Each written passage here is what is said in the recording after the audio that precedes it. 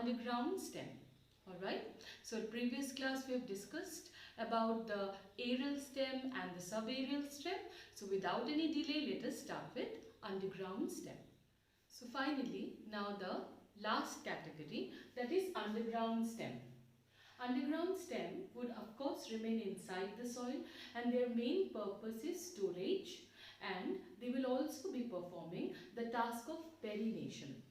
Perennation means a strategy taken up by an organism to survive unfavorable condition. Okay, so all these underground stems, they will help the plant to survive unfavorable condition. How? By storing food.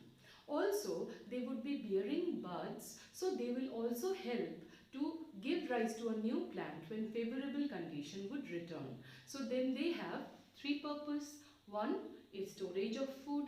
Second is perennation, that means survival during unfavorable condition, and the third is vegetative propagation. Okay, let's see the first one, rhizome. Rhizome, first thing, it is a perennial fleshy underground stem.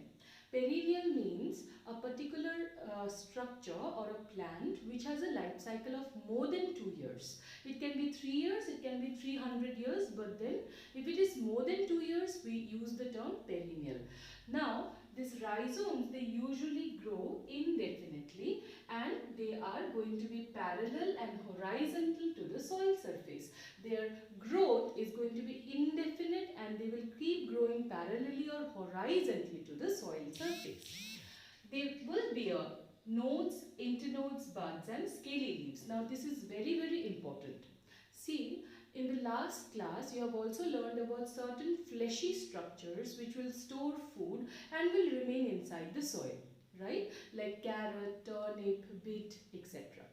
So likewise here also we are learning about certain underground structures which will remain inside the soil and also will store food. Then how is carrot or turnip regarded as root, and why are these structures termed as stem? How do we know which underground structure will be regarded as root and which will be regarded as stem? It is decided upon by a very important thing, that is the presence of nodes, internodes and buds. If an underground storage structure has nodes, internodes and buds, then of course it will be regarded as stem. Whereas if these are absent, then we will have to regard it to be roots. Understood? Because roots usually won't possess nodes, internodes and buds. But the main characteristic of stem itself is to bear nodes, internodes and buds. That's why even if these structures, all of them are present inside the soil, but still because they bear nodes, internodes and buds, that's why they would be regarded as stem, not roots. Is that clear? So see, they bear nodes, internodes, buds and scaly leaves. Example would be ginger, turmeric, lotus, etc.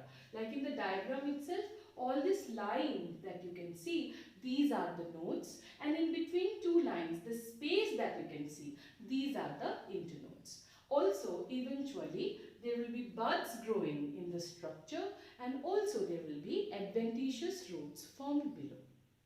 Fine. So now, next is tuber. So tuber are mainly certain swollen regions of the underground stem branches. Alright. So they are swollen due to accumulation of storage food. Accumulation of food. Alright. See this? It is terminal position of underground stem branch which is swollen due to storage of food. Example is of course potato, and another one is Jerusalem artichoke. Now in the potato, you might, if you see the potato properly, okay, you will find that in the potato tuber there are certain minute depressions, isn't it? These depressions are known as eyes. Eyes. Inside the eyes remains the buds. So during favorable condition, when every other factor is favorable in the surrounding of the plant, then the buds will start germinating out. And each tuber containing at least one bud can give rise to a new plant. Alright. So these eyes are nothing but nodes. Alright, and in between two eyes, this space that you can see, this space is the interval. So that's why potato is a stem, because it has nodes, internodes and buds. Yes, one thing is absent, that is adventitious roots. So in all these four that we are discussing, rhizome, corm and bulb, these three will have adventitious roots as well, but it is only tuber which will not possess this adventitious roots. So it will act as an exception here. Okay. Next, corm. Corm are underground structures which will go vertically, and they are mostly unbranched and spherical to subspherical in nature. Again, they would bear nodes. These lines, these are nodes. In between the space would be internode. These are the buds and these are the adventitious roots. Alright. So, it grows vertically beneath the soil, unbranched and spherical to subspherical in nature, bears nodes, internodes, buds and scaly leaves as well, which will start to produce during favorable condition. Alright. Example will be Colocasia, Crocus, Amorphophilus, Colchicum, etc. The last one is bulb. First of all, if you try to imagine the structure, of course, it is an onion, isn't it? Now see, in the onion, this particular reduced structure from which the edible part of the onion arises. Okay, the edible part of the onion are actually storage fleshy leaves. Okay, so all those leaves, they remain concentrically arranged and remains attached at this base. If you try to imagine the onion, you will definitely remember the leaves, all those edible parts of the onion, they remain attached where? At a reduced disc-like structure, isn't it? That reduced disc-like structure is itself the bulb. So this itself is the bulb from which arises the adventitious roots. Alright? Edible parts are all fleshy leaves. Alright? They are all fleshy leaves. Now, at the middle of this concentric leaves remains the terminal bud. This is the terminal bud, which under favorable condition will germinate and give rise to a new plant. Alright, so see, it is a reduced and disc-shaped structure. Terminal bud remains surrounded by concentric scale leaves. The leaves are edible and fleshy. Example would be onion, garlic and lily. Alright, so here we come to an end regarding the modification of stem. Next, let us discuss spatial modifications. Now, spatial modifications of stem, these are the modification of aerial stems. Okay, first, thorn. So all of you know what thorns are.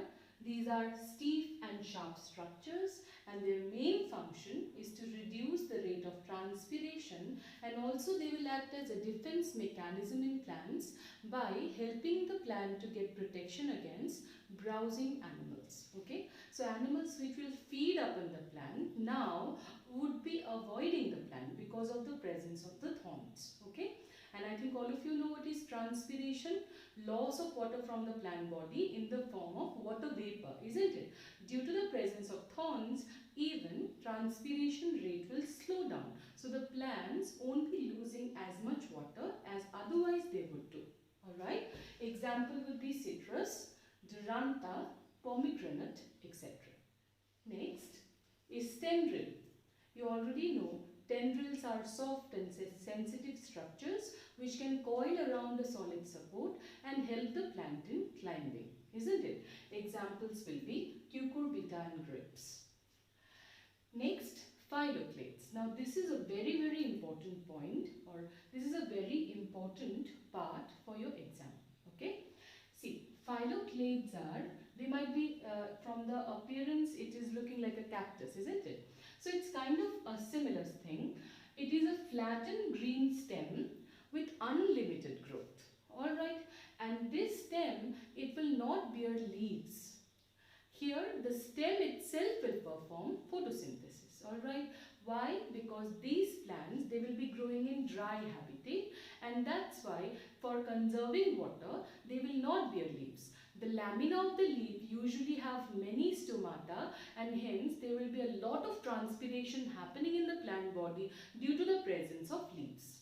So to avoid this problem of losing water, these plants, for them, the true leaves are caducous, means the true leaves are short-lived. They would eventually fall off, but main photosynthesis will be performed by the stem itself. So green photosynthetic stem with unlimited growth, that is what is called as phylloclades. Alright. Now, you might be thinking, what are these sharp pointed structures that are throughout the body of the phylloclade?